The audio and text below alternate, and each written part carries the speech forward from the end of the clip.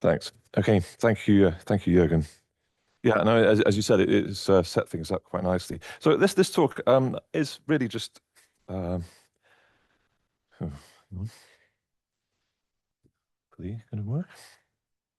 Yeah, it's really just some notes about FFC and some updates. So probably of more interest to developers than it is to everybody, but yeah, it does follow on quite nicely. So a general outline.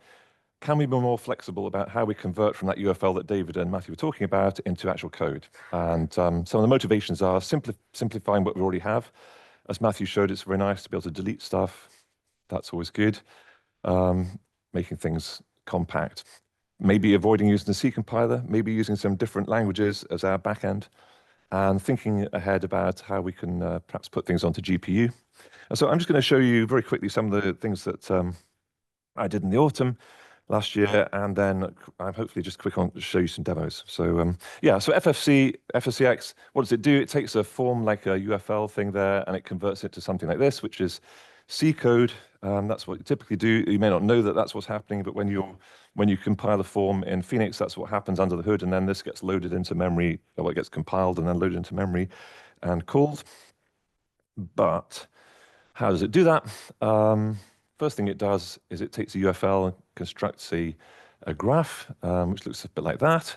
Then it factorizes it, and finally it turns it into some kind of code representation. Now, how it was last year was that code representation was a thing called C nodes, which was very, very sort of heavily templated on the C language. So basically, tried to take every statement that exists in the C language and provide a sort of Python version of it, which you could then turn into a list of statements and then eventually turn to C.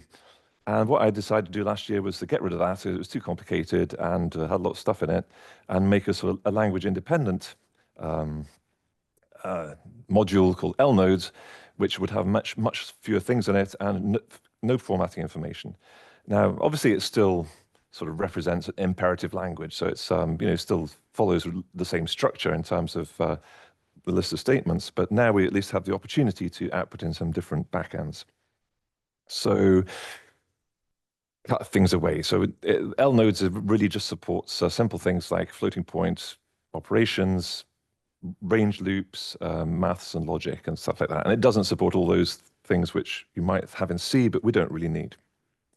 So, okay, quickly, I'm just going to try and cut to some demos. So always the danger of doing live demos, isn't it? But so we can actually find the right desktop here somewhere. Okay, so I have got some demos in this folder. So here is, for example, something you might be familiar with, a form file. Now, so if you use C++, which I know many of you don't, this is what you'll start with. Sorry, a form file like this, and normally you would just call it with FFC and name of the file. But what I've now got is I can say, okay, let's output it instead. Instead of outputting in C, which would have been what we did before, we'll output it in C++. So in that, yes, okay, it's ffcx. Outputs it in C++, and now what we have is something that looks like this, an HPP file. So what you'll see now is templated. So actually, you can call this with different types. So there's a scalar type and a real type. And here is my example code. So all this does is creates a simple unit square and then calls that kernel, which is just the plus operator. So it will just, and then prints out the matrix. So as a nice little toy you can get, it's called Cling, which lets you just load C++ files. As that's loaded that file, and then what I can do is just it actually computes will sort of do the compilation on the fly.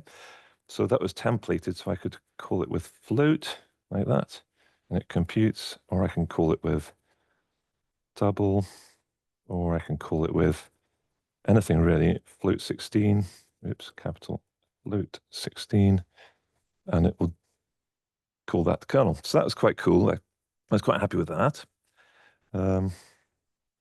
So the next thing was, well, we can do a different thing. We can output it instead of outputting it in C++, we could output it in, just output it in Python. So put a version which outputs in a kind of Python which is acceptable to number, which is one of the Python compilers that lets you compile it up.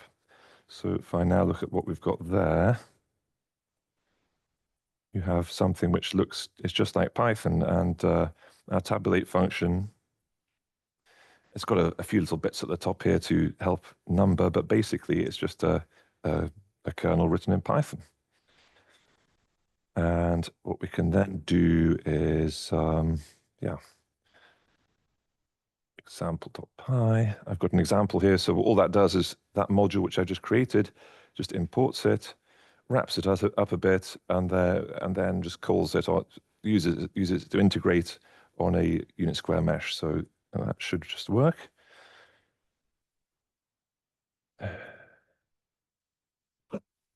Yep.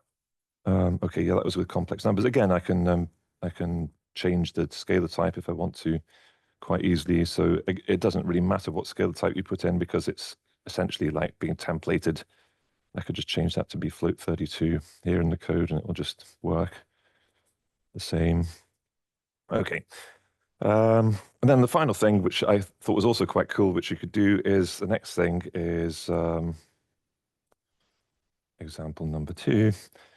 Rather than actually outputting to file, you can actually just write the form in Python here and call FFC directly, which will then do it in memory. You have to sort of execute it, which I don't like this line where it says exec. Anything which says exec in Python is always bad, but I guess we have to do that here. And then you can tell number to compile this up. So at this point, it never actually gets written to disk at all. It's just all in memory. And again, you can choose what scalar type you want to be here, but well, whatever. Example number 2, just to show it works. So yeah, that was it. So yeah, I'm just going to go back to slides now. And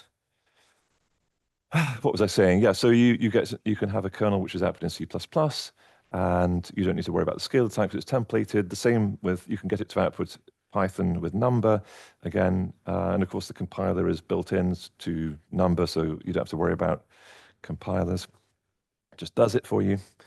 And of course, we don't have to stop there. We could go to other languages. I mean, I know Matthew mentioned Rust. If people were keen on doing it with Rust, we could output in Rust. That would be no problem. I actually wrote one for Fortran, but that was actually quite hard work because Fortran, yeah, well, anyway, Fortran has got various issues. So, yeah. So next steps are, can we simplify it more? It would be nice. L nodes, as I said, is just really still this kind of imperative C output. Can we raise it to a higher level of abstraction and think more about the actual sort of mathematical operations we're doing, rather than them being very sort of code related? Try to separate. We've already started, and Igor, help me with this. We started separating into different sections where it outputs different segments into what are going to perhaps be subkernels that we can run on GPU. GPUs needs to have very simple bits of code they can run, so we want to perhaps compute the geometry separately from the actual finite element part. Number, I showed you that example with number. That worked for the nice, simple Laplacian operator because it didn't have very big data tables. But when you do a problem like, I don't know, hyperelasticity has huge data tables or higher order elements, number kind of fails. It just gets really, really slow, stops. So something we can talk to number developers about. But anyway, it's there. And yeah, so I'd like to get this thing cleaned up and merged into main and just have some discussion with people about how useful it is for other applications, really, and add some testing. And anyway, this is really more just a note of what I've been up to, and hopefully it's been interesting. But then I'm going to stop there. So questions.